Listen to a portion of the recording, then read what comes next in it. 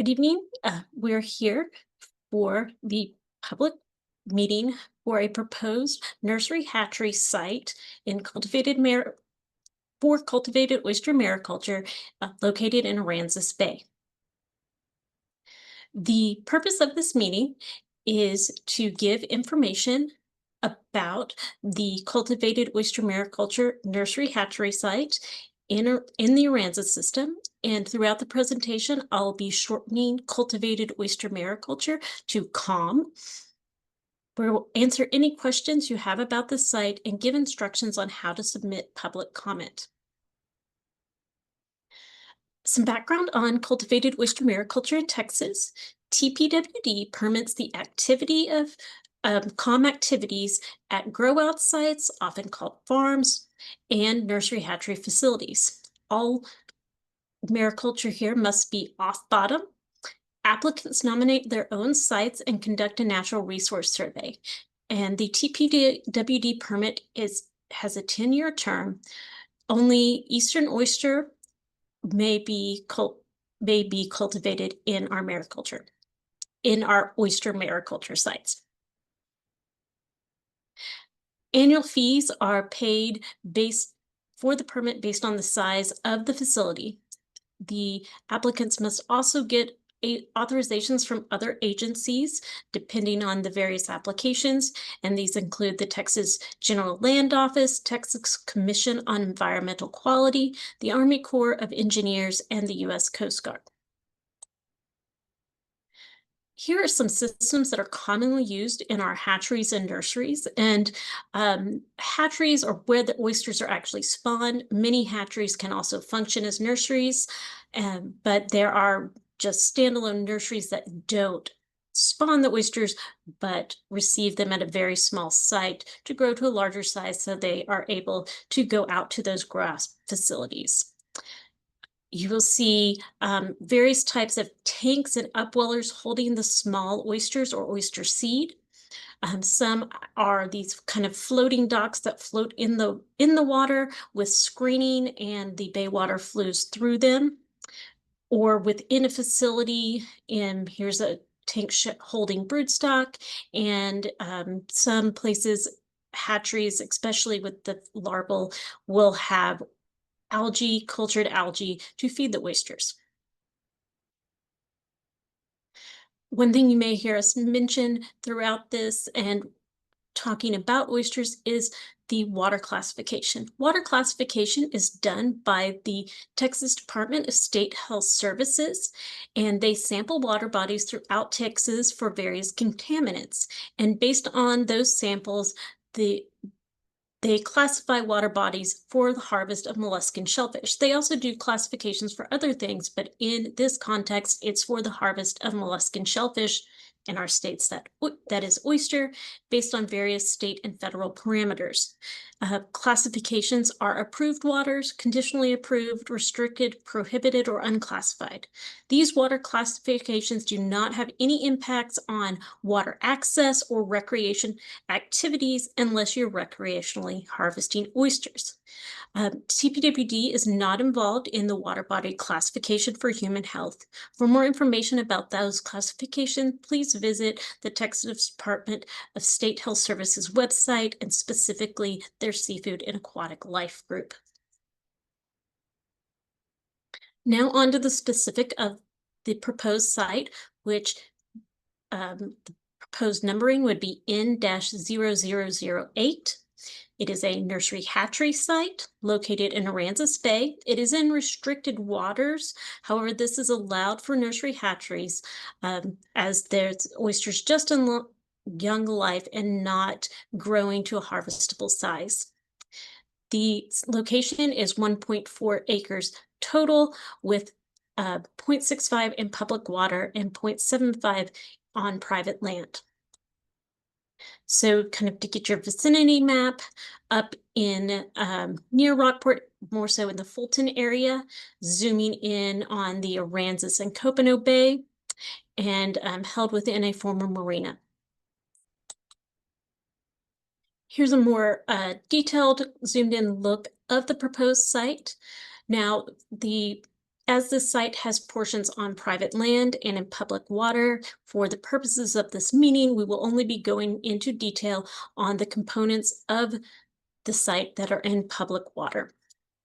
So the public water area encompasses a pier, again, within this former boat ramp, boat basin. For the operations plan, the structures that are housing oysters and holding oysters are within the building on the private property, so we will not be going into those structures. The water is flow through with no food or other substances added to the water, so raw water from the bay is pumped in, goes through, the oysters filter and feed from that water, and it goes back out. No oysters are planned to be spawning in this facility. They will follow all of our biosecurity and genetic integrity protocols regarding broodstock identification and disease testing for bringing in oysters when that is required. All oysters, because this is located in restricted waters or using water from restricted waters, will be moved out before reaching 1 inch in size to an approved grow out location. The structures in the public water, again, within that former marina, while there may be some boats that do dock in the area that is under 10 boats, it is not a commercial open marina. They will go along the pier. Those are the intake pipes, and really the pipes themselves are not in. The pipes will go along the pier, and the only portions, and the pumps will be on the pier, and the only portions in the water will be the downflow or the downward pipes that are the water intake. There will also be the water outflow from the nursery that comes back out. A closer look of that in view of the pier, where the structures actually will be in the water. So you have the pier shown here with the water level, water shown in blue. The pumps that will pump water to the structures will be on the pier, and then on one side with the versus pumps, there will be 6-inch PVC, Schedule 40 PVC coming down, and then around those intake pipes to reduce any larval fish or other organisms impingement is going to be intake screening. So square or rectangular kind of cage structure around those with 3/4 inch mesh, and that is to reduce, again, as those suck water in, with the screening being around, that spreads out the force and velocity from the intake that could potentially suck organisms up, but with that wider cage and the screening, it reduces that velocity and stops anything from being sucked into those pipes. And then a smaller pump on the other side with 3-inch piping going down to the water, and again with that caging and screening around the end of that intake. A natural resource survey was conducted. On the right side, you'll see the square of where the survey was conducted, and these numbers are associated with the pictures of the sediment sample they took at each of those sites, but those numbers indicate where samples were taken in the area. Samples were taken in March of 2024 with an expanded area of sites taken in January 2025 when plans changed on the design of the site.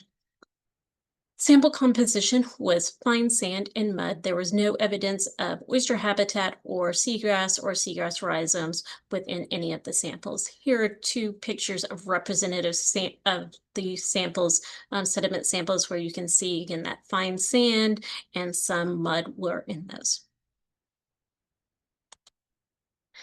The next steps for this proposed site is we will consider public comment. The deadline for public comment is May 28th, 2025, so 2 weeks from tonight of the public meeting. You may submit public comment to oyster.mariculture@tpwd.texas.gov.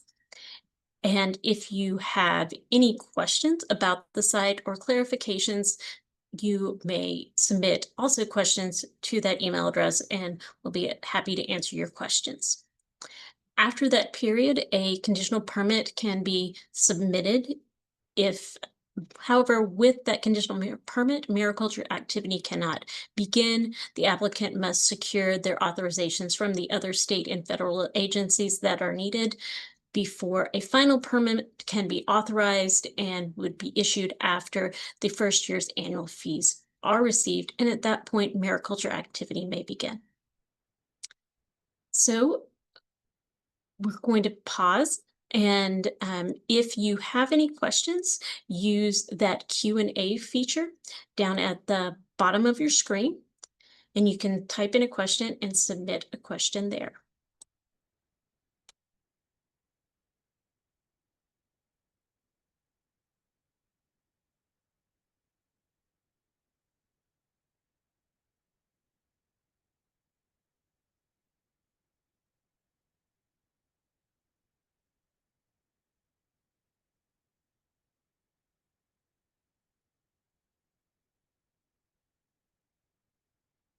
Okay, I'm not seeing any questions. If you think of any questions later, again, you can email the Oyster Mariculture email address for your questions, and public comment submitted also to the Oyster Mariculture email address.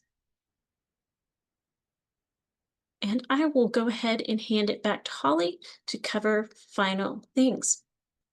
Like Lindsay mentioned, the Oyster Mariculture email address is going to be your place to go for questions or comments about Oyster Mariculture in Texas. You're going to be getting a follow-up email from Zoom sometime tomorrow with that email address, along with a link to our YouTube channel, where you can find a recording of this webinar and a link to our Oyster Mariculture page on the Parks and Wildlife website. So thank you all for being here this evening. We appreciate it, and we'll see you all next time. Bye, everyone.